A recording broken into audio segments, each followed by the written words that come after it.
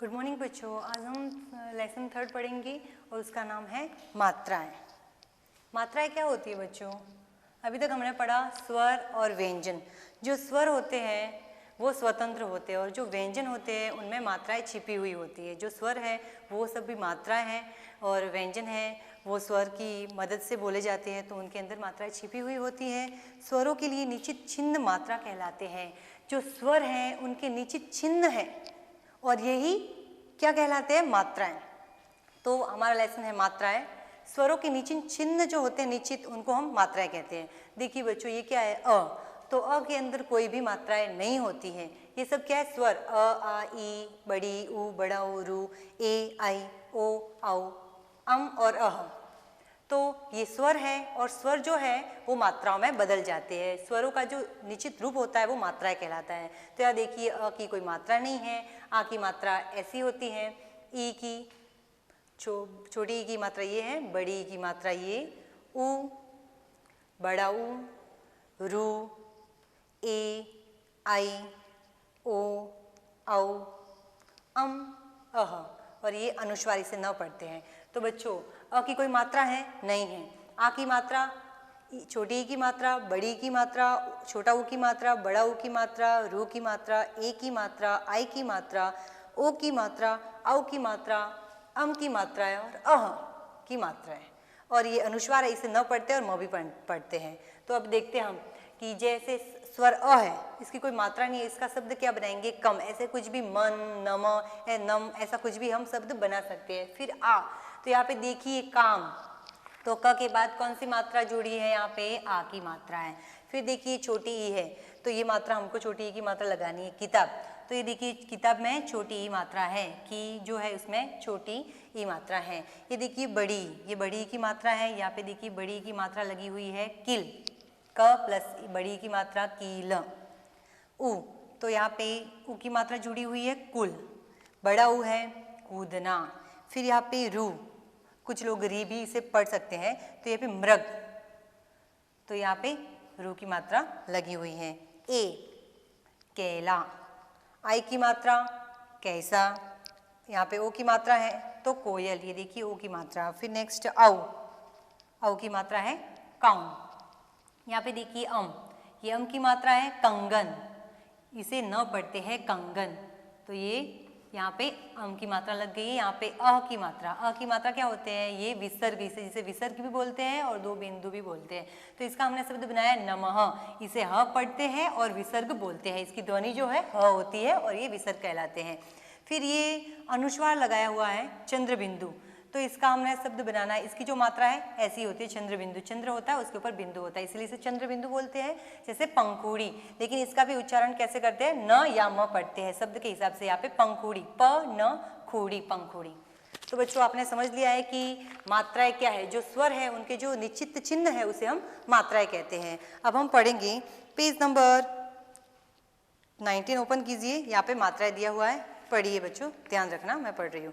सुबह सुबह सूरज निकला है, चारों तरफ है लाली, ची ची करके चहक रही है चिड़िया डाली डाली, धीमी धीमी हवा चल रही, झूम रही है डाली, संग हवा के घूमने खुशबू खेतों में हरियाली। तो यहाँ पे देख सकते हो कि ये ब्लू लाइन जो है, ब्लू लाइन से जो किया हुआ है वो सभी मात्राएं हैं। तो आपने ये समझ लिया गया है।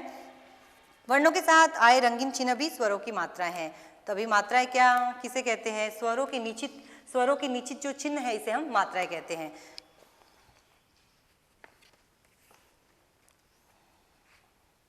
एक बात बताती हूँ बच्चों आपको, जो र है, हमने जो वर्णमाला में व्यंजन पढ़े उसमें र आता है, तो हम सभी जो व्यंजन होते हैं जैसे क हुआ, म हुआ, इन सब के हम कैसे लगाते हैं? ऊ की मात्रा ऐसे लगाते हैं या ऐसे लगाते हैं। लेकिन जो र है उसमें हम ऐसे, र में हम ऐसे मात्रा या ऐसे मात्रा नहीं लगा सकते हैं। तो र में हम ऊ की मात्रा कैसे लगाएंगे? ये छोटा रू और ये बड़ा रू। तो र में हम अगर छोटा रू करना है तो 12 कड़ी लिखते हैं तो ऐसा आएगा और बड़ा रू ऐसा आएगा। समझ लिया बच्चों? तो कभी ये मिस्टेक मत करना, नीचे ऊ की मात्रा नहीं लगती है।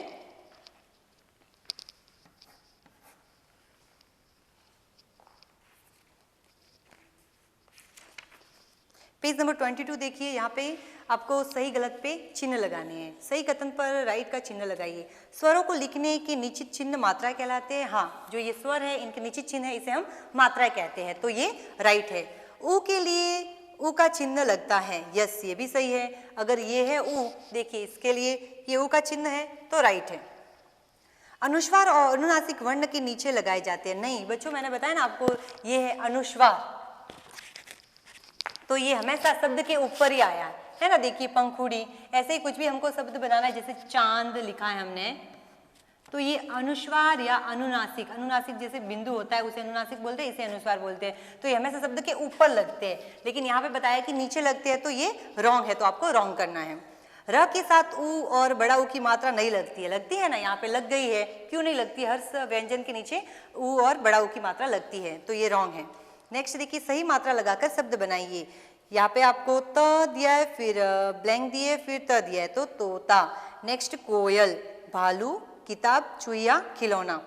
नेक्स्ट आपको कोष्टक में दिए गए शब्दों की में व्यंजन के साथ स्वरों की मात्रा नहीं लगी है, स्वर ही लिखे दिए हैं। आप इन स्वरों की मात्रा लगाकर रिक्त स्थान भरिए। देखो बच्चों यहाँ पे दिया हुआ है, चल रही है डैश, भ प्लस भ एड़, तो क्या होगा, ए जो है उसकी मात्रा बन जाएगी और भेड़ हो जाएगा। म एना मैना, गाड़ी, गाड़ी हो जाएगा। फिर बाहर कौन है, क प्लस आओ न कौन।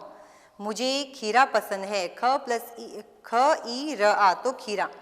नेक्स्ट पेज देखिए, यहाँ पे क्या बताया गया, यदि मात्रा ना होती तो शब्द कैसे बनते हैं। अगर मात्रा नहीं है तो शब्द नहीं बनते हैं, मात्रा के बिना शब्द नहीं बनाए जाते हैं, सिर्फ वर्ण हो जाते हैं और हम शब्द बना लेते हैं। जैसे कि मात्रा नहीं है तो क है, म है, ल, इसमें कोई मात्रा नहीं है, लेकिन ये भी इसके अंदर अ तो है ही, इसके अंदर भी अ है, क प्लस अ क, म प्लस अ म, ल प्लस अ ल, ल प्लस अ ल।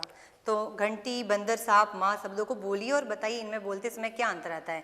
घंटी, आपको कुछ समझा सुनाई दे रहा है, घंटी, बंदर, तो इन सब में अनुस्वार आ रहा है। देखिए जैसे घंटी न आ रहा है, घटी तो है नहीं घंटी, फिर बंदर लेते हैं, बंदर, तो इसमें ये जो अनुनासिक है न शब्द आ ही रहा है, न वर्ण आ ही रहा है, न की ध्वनि।